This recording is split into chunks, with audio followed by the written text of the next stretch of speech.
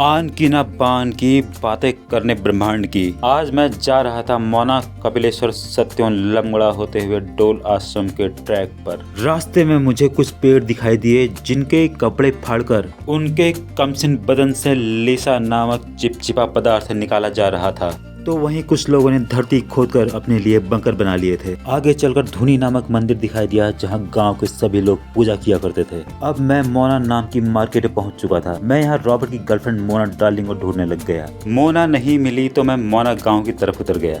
मैं अपनी पैनी नजर गड़ाए कई गली मोहल्लों से निकलता जा रहा था। मोना तो नहीं मिली पर कुछ पुराने घर, गाय का बछड़ा और बकरियों के पाठे देखकर मैं संतुष्ट हो गया। यहाँ लोगों ने घरों के सिर पर घास के लोटों का बोझ रख दिया था। मोना काफी सुंदर गांव है, बशर्ते गर्मियों में यहाँ थोड़ा पानी निकल जाता है।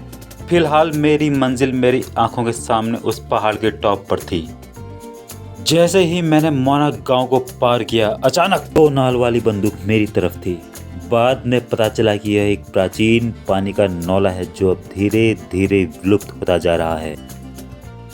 आगे चलकर मुझे गांड-गाज नाम की जगह दिखी और मैं मटकता हुआ पुल क्रॉस कर गया। कुछ ही देर बाद मैं कपिलेश्वर मंदिर पहुंच चुका था। यह एक शिव मंदिर है। बताया जाता है कि इस मंदिर का निर्माण 8वीं शताब्दी में चंद राजाओं द्वारा बनाया गया था। यह मंदिर फड़का और शकुनी नदियों के संगम पर स्थित है, जो बरसात के समय में काफी विकराल रूप धारण कर लेती है। बताया यह भी जाता है कि कत्यूर वंश के शासक एक रात में ही मंदिर का निर्माण करते थे और अगर सुबह होने तक निर्माण कार्य पूरा नहीं हो पाता तो वो उस कार्य को अधूरा छोड़ देते थे। इस मंदिर की छत पर पत्थर और लकड़ी का एक गुंबद भी बनाया गया है। इस मंदिर की दीवारों पर कई सारी भिन्न भिन्न देवी देवताओं की आकृतियां भी बनाई गई हैं, जो दिखने में बहुत ही ज्यादा आकर्षित हैं। यह मंदिर काफी मोटे मोटे पत्थरों द्वारा बना है। मुख्य मंदिर के द्वार पर ही नंदी की मूर्ति भी बनी है। यह कपिलेश्वर मंदिर अल्मोड़ा जिले में पड़ता है। मंदिर को बनाते समय जो काम रह गया था उसका सामान मंदिर के बगल के गोदाम में रखा हुआ है। मान्यता है कि यह मंदिर एक रात में बना है। कपिलेश्वर मंदिर देखने के बाद अब मैं नैनीताल जिले से अल्मोड़ा जिले के अंदर जा रहा था।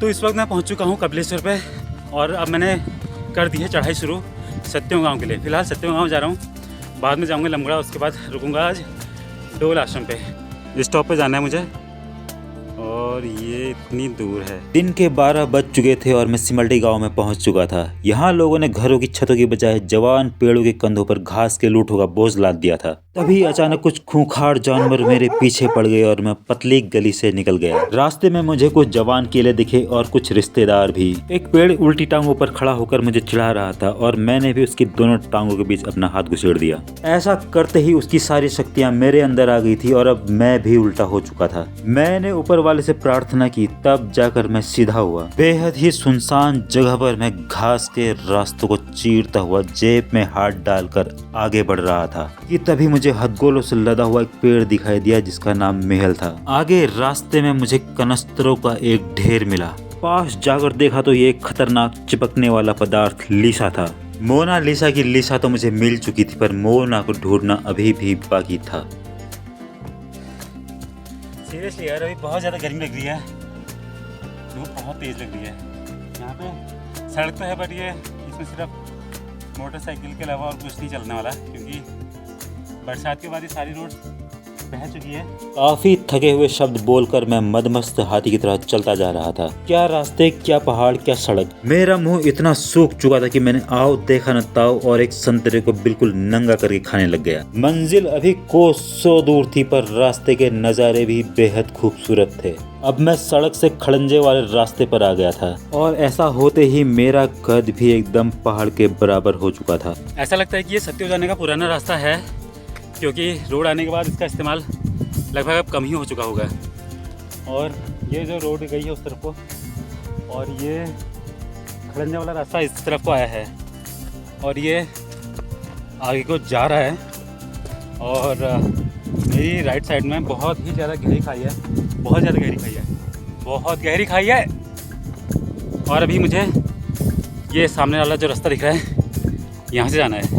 हालांकि मैं रोड छोड़ के आ चुका हूँ, मुझे लगा कि शॉर्ट होगा, अब देखते हैं कितना शॉर्ट होगा। मैं सत्यों गांव की तरफ आगे बढ़ रहा था। मेरे रास्ते में जहां एक तरफ गहरी खाई थी तो वहीं दूसरी तरफ एकदम खड़े पहाड़। मुझे आगे जाने की इतनी ज्यादा चुल थी कि बेटा कैमरा उठाने वापस भी आना होता है। भाइयों, मैं सत्यों गांव पहुंचने के एकदम बिल्कुल नज़दीक हूं। वो सामने सत्यों गांव दिख रहा है और यहाँ नीचे से मैं आया हूँ, वो जो लास्ट है। इनफैक्ट मैं आया तो बहुत दूर से हूँ, यहाँ से जहाँ पीछे धुआं हल्का सा दिख रहा है ऊपर पहाड़ पे, और नज़दीक करूँ यहाँ से। ये सामने मोना है जहाँ पे हल्की सी टिन चमक रही है, और यहाँ से ये नीचे कपिलेश्वर। एक बेहद खतरनाक चढ़ाई चढ़ने के बाद अब आखिरकार मैं सत्यों गांव में पहुंच चुका था। सत्यों नाम के गांव की गलियों में भी मेरी बाज की तरह पैनी नजर बनी हुई थी, ताकि कोई कुत्ता मेरे लेग पीस निकाल कर एंजॉय न करने लगे। यहाँ एक बकरी इतना गुस्सा थी कि अपने ही पैरों से अपना ही मुंह तोड़ रही थी। छतों पर यहाँ भी बहुत ज्यादा बोझ था। यहाँ गाँव में शादी हो रही थी और चूहों ने मेरे पेट में बैंड बजाया हुआ था। मनमोहक नजारों के साथ कुछ पुराने घर भी यहाँ देखने को मिले। मैं गाँव से सीधा आगे बढ़ा और टैक्सी स्टैंड पहुंच गया। यहाँ टैक्सियों में कोई भी ड्राइवर नहीं था तो मैं पैदल ही लमगड़ा की तरफ निकल पड़ा। पर अब दिन के 3 बज चुके थे और मेरे पेट में चूहों ने आज की रात गाने पर नंगा नाच शुरू कर दिया था। मैं जंगल में एक जगह बैठकर हाथों का वायु स्नान कराया और अपना ताम झाम निकाल कर चूहों का नंगा नाच शांत कराया। खाना खाने के बाद मैंने पीने पानी का इंतजाम देखा, पर लोगों ने बोतल के अंदर भी पाइप डालकर पी गए थे। रास्ते में मुझे एक मंदिर दिखा और मैं एक गेट से चढ़कर दूसरे गेट से उतर गया। मैं अपने ट्रैक को एंजॉय कर रहा था कि तभी मुझे एक चेतावनी दिखी। मैंने आगे जाकर देखा तो 2 औरतें गाड़ी की लाइट देख रही थी। मैं वहां से आगे बढ़ गया और मधुरा से मनमोहक दृश्य को एंजॉय करने लग गया। तभी मुझे मेरा भयानक बचपन याद आ गया। शौचालय की कमी होने के कारण गाय भैंसों ने यहाँ खुले आसमान के नीचे हककर पूरा खेत काला कर दिया था। अब मैं लमगड़ा मार्केट पहुंच चुका था। मुझे कुछ खाने का मन किया तो यहाँ लटकी झालरें देखकर मेरे मुंह में पानी का स्रोत फूट गया। अब मैं डोल आश्रम के एंट्री गेट पर पहुंच चुका था। अंधेरा हो चुका था और अचानक रास्ता घना और सुनसान। मैंने आर्यमान से तलवार ली और हनुमान चालीसा पढ़ते हुए आगे बढ़ता चला गया और आखिरकार थोड़ी ही देर बाद मैं डोल आश्रम के गेट पर पहुंच चुका था और कुछ ही देर बाद मैं अपने कमरे में भी पहुंच चुका था। ये रहा मेरा कमरा।